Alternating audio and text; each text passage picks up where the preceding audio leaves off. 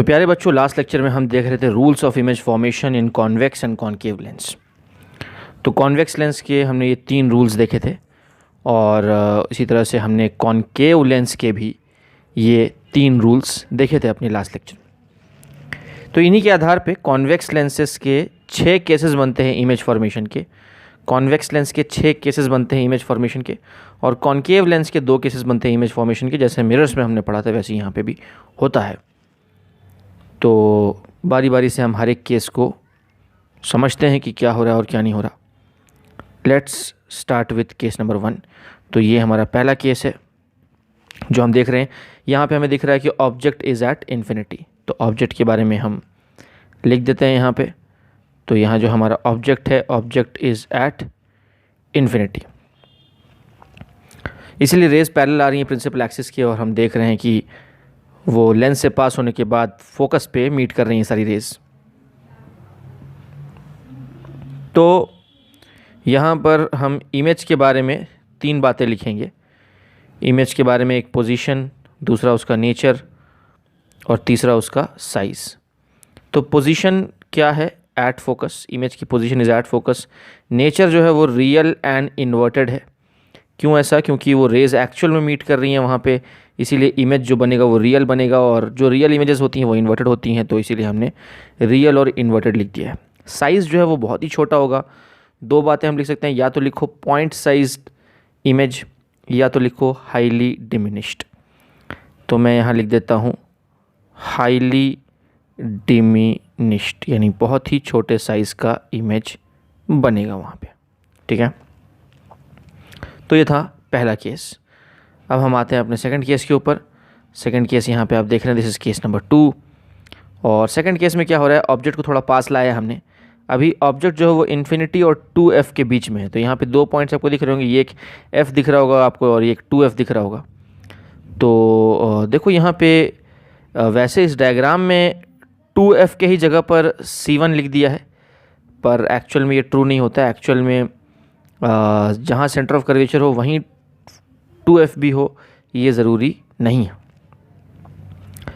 तो dear students, mirrors में ऐसा होता था कि मिरर्स में जो सेंटर ऑफ कर्वेचर है वो ट्वाइस द फोकल लेंथ पे लाई करता था, पर लेंस में सेंटर ऑफ कर्वेचर और 2f ये दोनों एक ही पॉइंट पे कोइंसाइड नहीं करेंगे। कर भी सकते हैं, नहीं भी कर सकते, ऐसी बात है।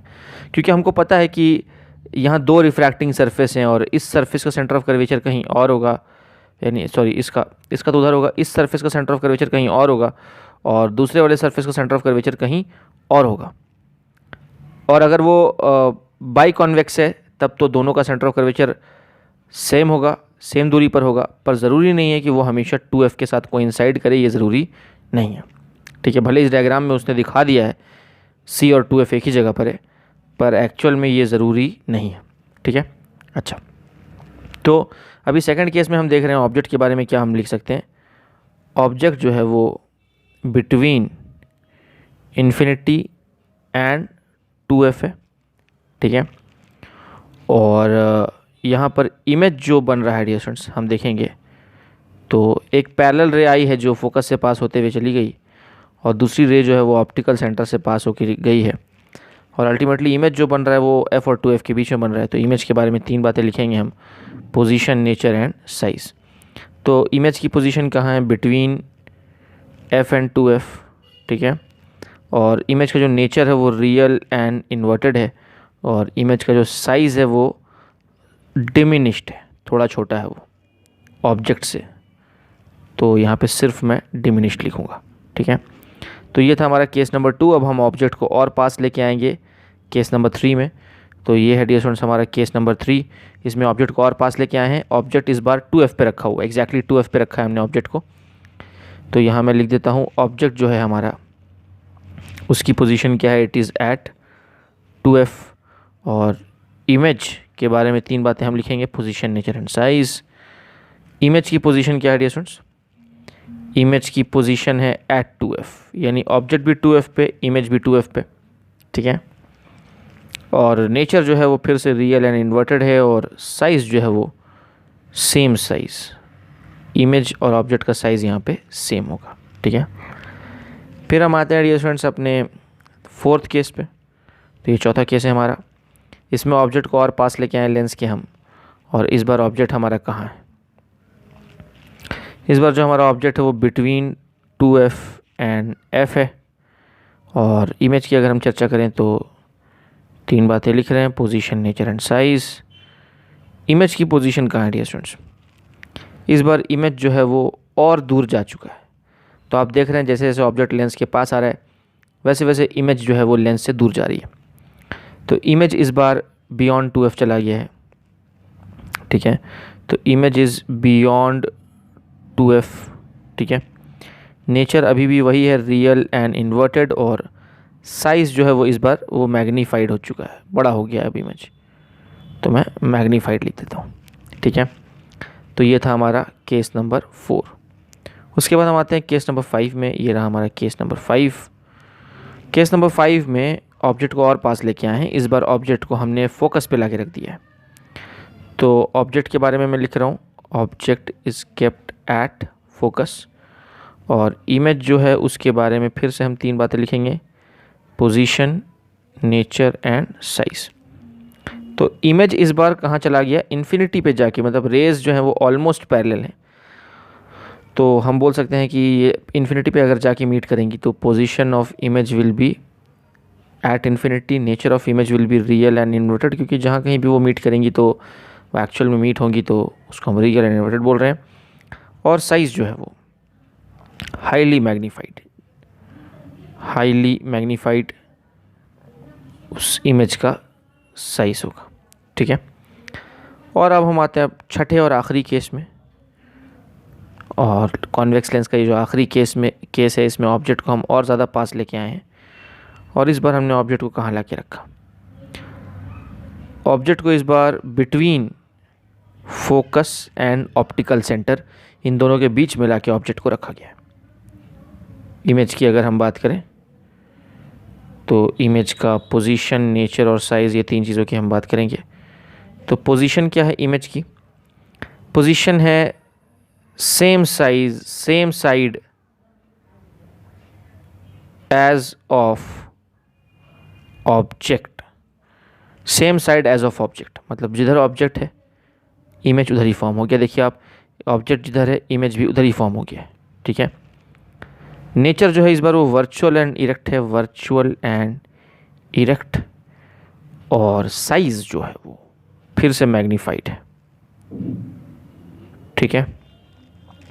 तो यहाँ पे हम देख रहे हैं डियर स्टूडेंट्स के रेज एक्चुअल में डाइवर्ज हो जाती हैं। आप देखिए जो रिफ्रैक्टेड रेज हैं ये डाइवर्ज हो रही हैं, तो ये आगे जाके तो इधर कहीं तो मीट नहीं हो सकती, कभी मीट नहीं हो सकती, क्योंकि ये डाइवर्जिंग रेज है। तो इसीलिए हम इनको पीछे लेके आते हैं, और ये पीछे जाके ultimately they appear to meet at a point A dash, और वहीं पे ए डैश बी डैश जो है वो हमारा फाइनल इमेज तैयार हुआ है। तो बेसिकली अगर हम पूरे के पूरे ट्रेंड को एनालाइज करें तो क्या हो रहा है, पूरे के पूरे ट्रेंड को अगर हम एनालाइज करें डियर स्टूडेंट्स, तो आप देखिए पहले केस से अगर हम शुरू करते हैं तो ऑब्जेक्ट बहुत दूर है तो इमेज बहुत ही पास है। और जैसे जैसे ऑब्जेक्ट पास आता जा रहा है लेंस के, वैसे वैसे इमेज दूर जाता जा रहा है, ठीक है। तो ये बात है। तो ऑब्जेक्ट पास आएगा तो इमेज दूर जाएगा, ऑब्जेक्ट दूर जाएगा तो इमेज पास आएगा, एंड सो ऑन, ठीक है। वाइस वर्सा हम बोल सकते हैं इसको। तो एक तो ये बात है, तो हम ऐसा लिख सकते हैं कि एज ऑब्जेक्ट डिस्टेंस, यू क्या है? यू ऑब्जेक्ट डिस्टेंस है। तो एज यू डिक्रीजेस, ऑब्जेक्ट जितना पास आता जाएगा, इमेज डिस्टेंस इंक्रीजेस, इमेज उतना दूर जाता जाएगा लेंस, ठीक है। और दूसरा जो ट्रेंड है वो हम हाइट के बारे में बोल सकते हैं। तो जैसे जैसे ऑब्जेक्ट पास आ रहा है वैसे वैसे इमेज की हाइट बढ़ती जा रही है। आप देखिए पहले इमेज बहुत छोटा था, उसके बाद इमेज थोड़ा बड़ा हुआ, उसके बाद इमेज जो है वो सेम साइज़ का हो गया, उसके बाद इमेज ऑब्जेक्ट से भी बड़ा हो गया, और उसके बाद इमेज बहुत ही बड़ा हो गया, और उसके बाद फिर इमेज वर्चुअल एंड इरेक्ट हो गया, ठीक है। तो प्यारे बच्चों यहाँ पर देख रहे हैं हम कि जैसे जैसे ऑब्जेक्ट डिस्टेंस कम हो रहा है वैसे वैसे इमेज का साइज़ बढ़ रहा है, यानी as the object distance is decreasing, the height of image is increasing. Height of image is increasing. तो ये दो चीज़ें हो रही हैं. तो इसको आप डियर स्टूडेंट्स कॉपी डाउन कर लेंगे. इसके पहले कि हम आगे बढ़ें, मैं चाहूँगा कि आप heading they cases of image formation in convex lenses.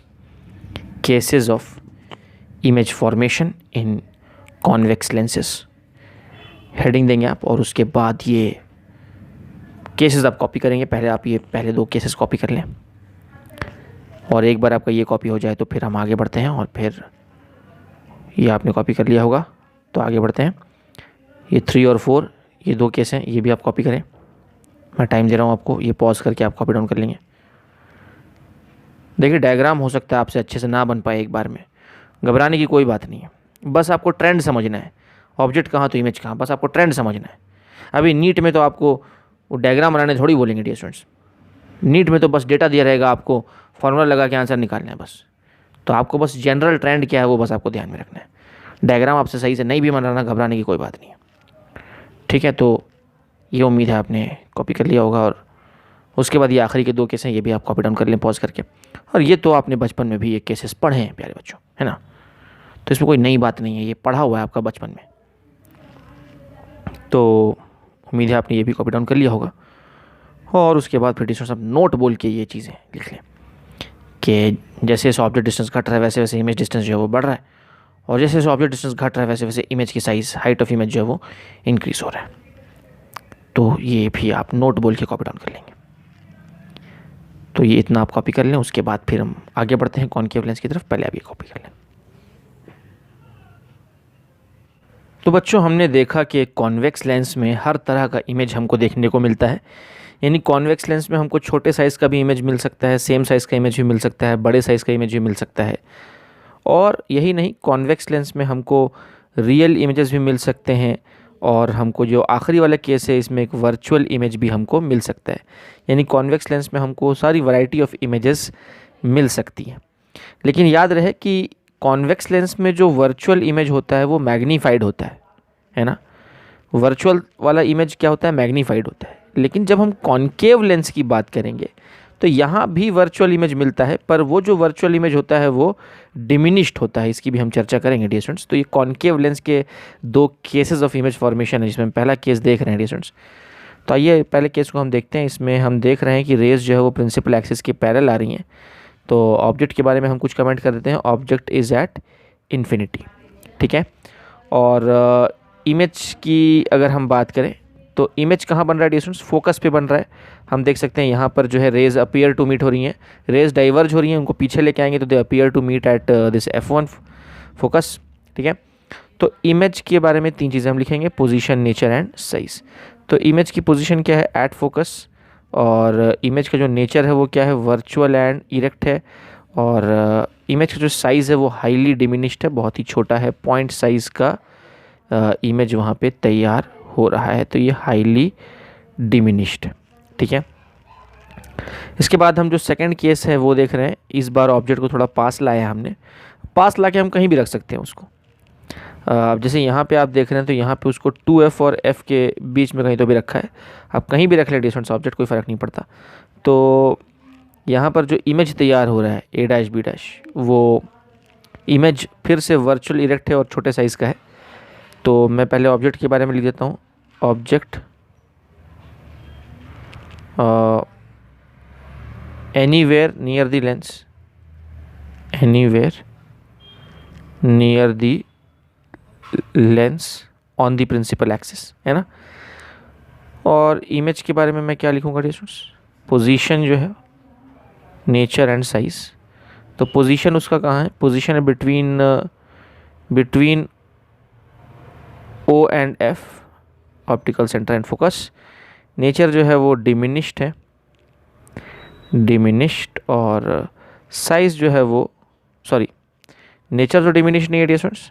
Nature में क्या लिखते हैं हम, नेचर में हम लिखेंगे वर्चुअल एंड इरेक्ट, और साइज़ में मैं लिखूँगा डिमिनिश्ड. ठीक है. तो यहाँ पर भी हमने देखा कि वर्चुअल इमेज ही बन रहा है, यानी कि कॉनकेव लेंस में हमेशा इमेज कैसा बनेगा, वर्चुअल एंड इरेक्ट ही बनेगा, वर्चुअल एंड इरेक्ट ही बनेगा, ठीक है। और हमेशा छोटे साइज़ का ही बनेगा। आप देखिए पहले वाले केस में भी एकदम छोटा सा था और दूसरे वाले केस में भी एकदम ही छोटा सा है वो। तो कहने का मतलब ये है कि हमेशा वर्चुअल इरेक्ट बनेगा और हमेशा छोटे साइज़ का होगा।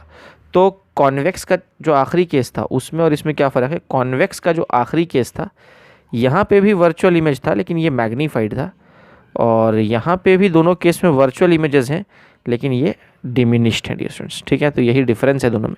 और यहाँ भी हम देख रहे हैं कि जैसे जैसे ऑब्जेक्ट पास आ रहा है, देखो पहले इनिशियली ऑब्जेक्ट तो इन्फिनिटी पे था तो ऑब्जेक्ट दूर था, तो अब जैसे जैसे ऑब्जेक्ट पास आ रहा है तो इमेज कहाँ जा रहा है, ऑब्जेक्ट पास आया तो इमेज भी पास गया।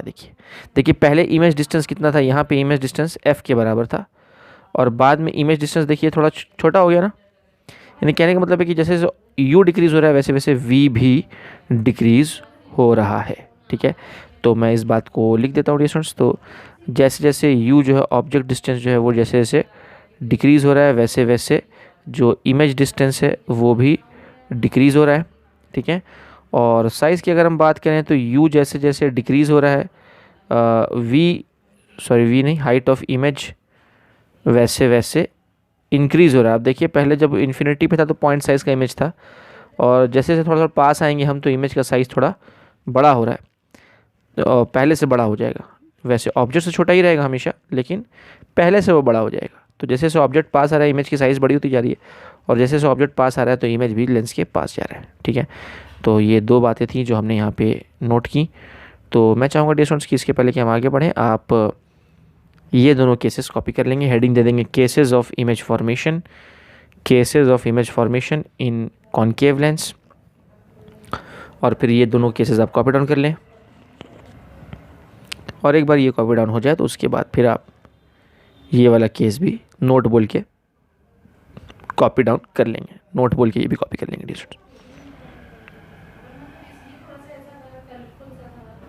अब बच्चों देखिए मैग्नीफिकेशन की हमने बात की थी, स्टार्टिंग में मैंने आपको पढ़ाया था कि मिरर का जो मैग्नीफिकेशन है वो -v/u है और लेंस का जो मैग्नीफिकेशन है वो +v/u है। सिंगल कर्व सरफेस के लिए भी मैंने आपको मैग्नीफिकेशन बताया था। तो एनीवेज अभी फ़िलहाल हम लेंसेज की बात करेंगे और लेंस के मैग्नीफिकेशन का जो फॉर्मूला है उस पर हम कॉन्सेंट्रेट करेंगे। तो लेंस के जो मैग्नीफिकेशन का फॉर्मूला है, दो फॉर्मूला है, एक तो है HI/HO जो जनरल फॉर्मूला हर केस में एप्लीकेबल है और दूसरा है v/u यानी +v/u। तो मैग्नीफिकेशन के फॉर्मूला के हिसाब से मैग्नीफिकेशन जो लेंस का जो मैग्नीफिकेशन है इसके फॉर्मूला के हिसाब से मैं फॉर्मूला इस तरह से लिख रहा हूँ, m = HI/HO और इधर मैं लिख रहा हूँ v/u। तो आप बड़े ही ध्यान से देखेंगे डियर स्टूडेंट्स कि अगर इमेज डिस्टेंस पॉजिटिव है और ऑब्जेक्ट डिस्टेंस नेगेटिव है तो उस केस में मैग्नीफिकेशन क्या हो जाएगा, नेगेटिव, ठीक है। और अगर दोनों भी नेगेटिव हैं तो फिर मैग्नीफिकेशन क्या हो जाएगा, पॉजिटिव, ठीक है। और ये तो साइन की बात बताई मैंने आपको। और मैग्नीट्यूड की बात अगर करें हम तो जहाँ पर इमेज की हाइट ज़्यादा होगी ऑब्जेक्ट से तो वहाँ मैग्नीफिकेशन >1 होगा और जहाँ इमेज की हाइट छोटी होगी ऑब्जेक्ट से वहाँ मैग्नीफिकेशन <1 होगा, ठीक है। तो इसी आधार पे पहले मैं मैग्नीट्यूड्स लिख देता हूँ सारे मैग्नीफिकेशंस की। तो मैं कॉन्वेक्स लेंस के पहले केस से शुरू कर रहा हूँ। यहाँ पे इमेज बहुत ही छोटा है इसीलिए मैं लिख रहा हूँ मैग्नीफिकेशन इस केस में मच <1, ठीक है। सेकेंड केस में अगर हम मैग्नीफिकेशन की बात करें तो यहाँ भी इमेज छोटा है तो मैग्नीफिकेशन <1। उसके बाद थर्ड केस हम देख रहे हैं, थर्ड केस में दोनों का साइज़ सेम है तो क्योंकि दोनों का साइज़ सेम है तो यहाँ पे मैं बोल रहा हूँ मैग्नीफिकेशन इज़ इक्वल टू 1, ठीक है। और चौथा केस हम देख रहे हैं, यहाँ पर इमेज जो है वो बड़ा है ऑब्जेक्ट से तो इसीलिए यहाँ मैं लिख रहा हूँ मैग्नीफिकेशन इज़ <1, ठीक है। और उसके बाद हमारे पांचवें केस में यहाँ तो इमेज बहुत ही बड़ा है तो यहाँ मैं लिख रहा हूँ मैग्नीफिकेशन इज़ मच <1। और जो छठा केस है यहाँ पे भी इमेज मैग्नीफाइड है तो >1। जब इन्फिनिटी पे होता है तब मच ग्रेटर या मच लेस हम लिखते हैं स्टूडेंट्स, यहाँ पे सिर्फ >1 होगा। उसके बाद कॉनकेव का जो पहला केस है यहाँ अगर हम मैग्नीफिकेशन लिखें तो यहाँ मैं लिखूँगा magnification is much less than 1। और कॉनकेव का जो दूसरा केस है, यहाँ मैं लिखूँगा मैग्निफिकेशन इज़ लेस देन 1। ये सारे मैग्नीट्यूड्स हो गए। तो जहाँ भी इमेज छोटा दिख रहा है लेस देन बोल रहे हैं, जहाँ इमेज बड़ा दिख रहा है वहाँ ग्रेटर देन बोल रहे हैं 1, है ना। और अब अगर मैं बात करूँ साइन की, तो साइन की बात करते हैं स्टूडेंट्स। तो मैं सेकंड वाला केस आपको पहले बताता हूँ। सेकंड केस आप देखिए, सेकंड केस में dear students height of object जो है वो क्या है, पॉजिटिव है क्योंकि वो प्रिंसिपल एक्सिस के ऊपर है। और हाइट ऑफ इमेज क्या है, हाइट ऑफ इमेज नेगेटिव है क्योंकि वो प्रिंसिपल एक्सिस के नीचे है। तो अगर हम फॉर्मूला यूज़ करें m is equal to HI/HO वाला फॉर्मूला, या हम यूज़ करें V/U वाला फॉर्मूला, दोनों से कोई भी फॉर्मूला यूज़ कर लो। HI/HO वाला यूज़ करोगे तो HI नेगेटिव है, HO पॉजिटिव है। अब देखिए HI नेगेटिव है और HO पॉजिटिव है, तो मैग्नीफिकेशन क्या हो जाएगा, नेगेटिव हो जाएगा ना। और अगर आप V/U के हिसाब से भी आप देखें तो यहाँ पे आप देखिए ऑब्जेक्ट डिस्टेंस जो है वो नेगेटिव है और इमेज डिस्टेंस जो है वो पॉजिटिव है। मतलब एक ऑप्टिकल सेंटर के राइट हैंड साइड पे तो ये पॉजिटिव हुआ और दूसरा ऑप्टिकल सेंटर के लेफ्ट हैंड साइड यानी इंसिडेंट रे के ऑपोजिट है तो ये नेगेटिव हुआ। ठीक है, तो एक पॉजिटिव एक नेगेटिव है, तो मैग्नीफिकेशन का क्या साइन क्या आ जाएगा, नेगेटिव आ जाएगा। तो यानी कि यहाँ पे मैग्नीफिकेशन का साइन में क्या लिख रहा हूँ, नेगेटिव लिख रहा हूँ। ठीक है, तो पता ये चला कि जब भी इमेज रियल और इन्वर्टेड होगा, जब भी नेचर कैसा होगा, रियल इन्वर्टेड, तो मैग्नीफिकेशन का साइन क्या आ जाएगा, नेगेटिव आ जाएगा। मिरर्स में भी यही होता था। मिरर्स में भी जहाँ पे इमेज रियल और इन्वर्टेड होता था वहाँ पे मैग्नीफिकेशन का साइन क्या आता था, नेगेटिव आता था। तो इस तरह से जो पहला केस है, पहले केस में भी इमेज कैसा है, रियल एंड इन्वर्टेड है, तो यहाँ पे भी हम माइनस साइन दे देंगे। इस तरह से इसका मैग्नीफिकेशन का फॉर्मूला लिख देंगे हम। और फिर हम आगे बढ़ते हैं डिस्टेंस। यहाँ पे भी थर्ड केस में भी मैग्नीफिकेशन का साइन क्या होगा, माइनस होगा क्योंकि यहाँ भी इमेज रियल और इन्वर्टेड है। ठीक है, चौथे केस में भी इमेज रियल एंड इन्वर्टेड है तो यहाँ भी साइन क्या होगा, माइनस होगा। और पांचवा केस हम देखते हैं। पांचवें केस में यहाँ भी इमेज का जो नेचर है वो रियल एंड इन्वर्टेड है, तो यहाँ पे भी इसका जो साइन है वो मैं माइनस दे देता हूँ। ठीक है, और जो छठा केस है यहाँ पे क्या होगा, छठे केस में यहाँ पे नेचर वर्चुअल एंड इरेक्ट है, तो वर्चुअल इरेक्ट है तो फिर यहाँ मैग्नीफिकेशन का साइन क्या होगा, मैग्नीफिकेशन का साइन होगा पॉजिटिव। और फिर हम आते हैं अपने कॉनकेव के पहले केस में। तो यहाँ पर जो नेचर आपको दिख रहा है, यहाँ तो हमेशा इमेज जो है वो वर्चुअल एंड इरेक्ट ही होता है, इसीलिए यहाँ पे भी प्लस साइन दूंगा मैं। और यहाँ भी आप देखें सेकंड केस में भी ये वर्चुअल एंड इरेक्ट ही है, तो यहाँ भी प्लस साइन दूंगा। ठीक है, अब मैं थोड़ा कंक्लूड करता हूँ इसको। तो पता ये चला कि कॉनकेव लेंस में मैग्नीफिकेशन हमेशा पॉजिटिव आएगा, जो आप देख रहे हैं यहाँ पे आपके सामने आपको दिख रहा है, ये दोनों केस में मैग्नीफिकेशन हमेशा पॉजिटिव आएगा। क्यों, क्योंकि यहाँ इमेज हमेशा वर्चुअल एंड इरेक्ट ही होता है, इसीलिए वो लेंस जिसमें मैग्नीफिकेशन हमेशा पॉजिटिव हो वो कॉनकेव लेंस होता है। और प्लस यहाँ पे मैग्नीफिकेशन का मैग्नीट्यूड हमेशा 1 से छोटा होगा। तो कॉनकेव लेंस में दो बातें पता चली, एक तो मैग्नीफिकेशन का मैग्नीट्यूड हमेशा 1 से छोटा होगा और दूसरा मैग्नीफिकेशन का साइन हमेशा पॉजिटिव होगा। Always positive and less than 1, always positive and less than 1। ये किसकी बात है, कॉनकेव लेंस की बात है। और अगर मैग्नीफिकेशन पॉजिटिव और ग्रेटर देन 1 है तो वो ये छठा केस होगा। इस छठे केस में आप देखिए मैग्नीफिकेशन यहाँ भी पॉजिटिव है पर ग्रेटर देन 1 है, और यहाँ मैग्नीफिकेशन इन दोनों केस में यहाँ भी मैग्नीफिकेशन पॉजिटिव है लेकिन लेस देन 1 है। ठीक है, अच्छा, और हाँ जी, और बस ये पहले 5 केस में जो है, कॉन्वेक्स के पहले 5 केस में मैग्नीफिकेशन नेगेटिव है और कॉन्वेक्स के आखिरी केस में मैग्नीफिकेशन पॉजिटिव है। ठीक है, तो उम्मीद है कि ये पूरा ट्रेंड जो है आपको समझ में आ गया होगा डियर स्टूडेंट्स। तो मैं चाहूँगा कि आपने जहाँ भी ये चीज़ें कॉपी की हैं वहाँ पे आप पॉइंट वाइज ये जो मैग्नीफिकेशन वाली जो चीज़ मैंने लिखी है ये आप कॉपी डाउन कर लें। ये मैग्नीफिकेशन वाली जो बातें मैंने यहाँ लिखी हैं ये आप कॉपी डाउन कर लें। पहले पॉज करके आप ये कॉपी कर लें, और एक बार ये कॉपी हो जाए तो फिर आप यहाँ पे ये मैग्नीफिकेशन वाली बातें कॉपी कर लेंगे, और एक बार ये कॉपी हो जाए तो फिर आप ये मैग्नीफिकेशन वाली चीज़ें कॉपी कर लेंगे, और एक बार ये कॉपी हो जाए स्टूडेंट्स तो फिर आप यहाँ ये देखिए ये मैग्नीफिकेशन की जो चीज़ें मैंने लिखी हैं ये आप कॉपी कर लेंगे। ठीक है, तो उम्मीद है कि यहाँ तक आपने कॉपी कर लिया होगा प्यारे बच्चों। तो इसी के साथ साथ जो है मैग्नीफिकेशन ऑफ लेंस भी हमने समझ लिया कि कब वो पॉजिटिव होता है, कब वो नेगेटिव होता है, और कब वो ग्रेटर देन 1 होता है और कब वो लेस देन 1 होता है। ठीक है, और ये बिल्कुल वैसा ही है जैसा मिरर्स के केस में हम देखते थे। मिरर्स में मैं आपको चलो याद दिला दूं, अगर आपको अगर आप भूल गए होंगे तो मैं आपको याद दिला देता हूँ कि मिरर का जो केस हमने पढ़ा था, तो मिरर का मैग्नीफिकेशन क्या है। मिरर का जो मैग्नीफिकेशन है वो है HI/HO, और यहाँ पे एक माइनस साइन होता है, -V/U होता है। ठीक है, तो जैसे कि डिस्टेंस आपको याद होगा कि जैसे मान लो हमने कॉनकेव मिरर देखा था, तो कॉनकेव मिरर में फॉर एग्जांपल मैं थर्ड केस लेता हूँ इसका, जहाँ पे हमने सेंटर ऑफ कर्वेचर पे ये F था, ये C था। अगर ऑब्जेक्ट हम सेंटर ऑफ कर्वेचर पे रखेंगे तो इमेज भी सेंटर ऑफ कर्वेचर पे ही मिलेगा, ये आपको याद होगा, ये वाला केस। तो यहाँ पे देखिए डिस्टेंस, यहाँ पे इमेज कैसा था, इमेज यहाँ पे रियल एंड इन्वर्टेड इमेज था। ये आप देखिए, ये जो इमेज बन रहा है ये रियल एंड इन्वर्टेड था, ऑब्जेक्ट ऊपर था और इमेज जो है वो नीचे बन रहा था, आपको याद होगा, है ना। तो अगर HI/HO के हिसाब से भी आप देखेंगे तो यहाँ पे HI क्या है, नेगेटिव, HO जो है पॉजिटिव है, मतलब HI जो है वो नेगेटिव है और HO जो है वो पॉजिटिव है। तो मैग्नीफिकेशन का साइन क्या आ जाएगा, यानी यहाँ जो मैग्नीफिकेशन है वो क्या आ जाएगा, नेगेटिव आ जाएगा। अब आप V/, ये वाले फार्मूला से भी आप देखिए, -V/U वाले फार्मूला से भी आपको दिखाता हूँ मैं। तो यहाँ पे अगर आप ध्यान से देखें तो ये देखिए यहाँ पर हमारा पोल है। अब देखिए ऑब्जेक्ट डिस्टेंस भी नेगेटिव है और इमेज डिस्टेंस भी नेगेटिव है, क्योंकि दोनों के लिए हमको इंसिडेंट रे के ऑपोजिट जाना पड़ रहा है। पोल के लेफ्ट हैंड साइड जाना पड़ता है, इंसिडेंट रे के ऑपोजिट जाना पड़ रहा है।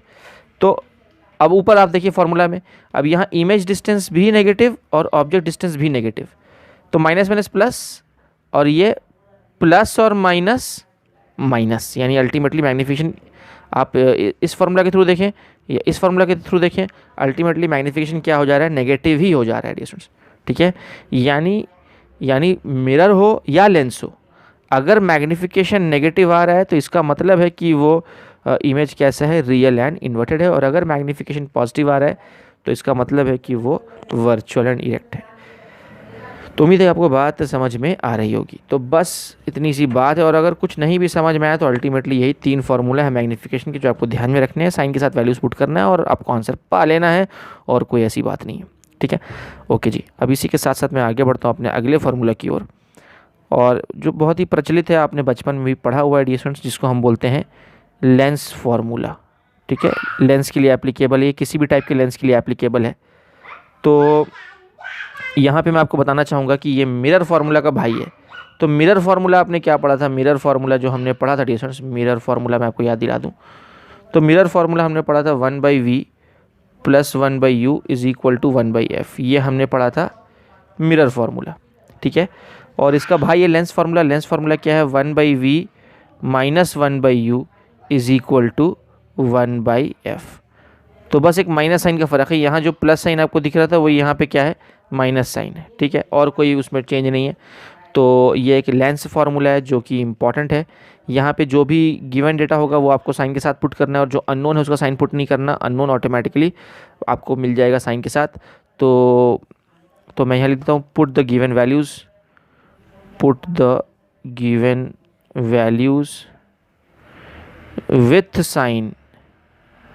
With sign in the above formula. तो ऊपर जो आपको फार्मूला दिख रहा है इसमें आपको गिवन वैल्यूज़ को साइन के साथ पुट करना है, अननोन का साइन पुट नहीं करना, अननोन आपको साइन के साथ मिल जाएगा। ठीक है, तो इसमें कुछ अलग अलग इसके रूप भी हैं और इसके ऊपर कुछ हम प्रॉब्लम्स वगैरह भी देखेंगे, पर उसके पहले मैं चाहूँगा स्टूडेंट्स कि आप यहाँ तक कॉपी डाउन कर लें। ठीक है, तो मेरे ख्याल से आपने ये तो बस समझाने के लिए बताया था मैंने आपको, और ये चीज़ें तो आपने कॉपी कर ही ली हैं। तो बस मेरे ख्याल से ये स्लाइड आप कॉपी डाउन कर लें, ये वाला स्लाइड आप लेंस फार्मूला बोल के कॉपी कर लें, और उसके बाद फिर हम कुछ और बातें करते हैं इसके बारे में।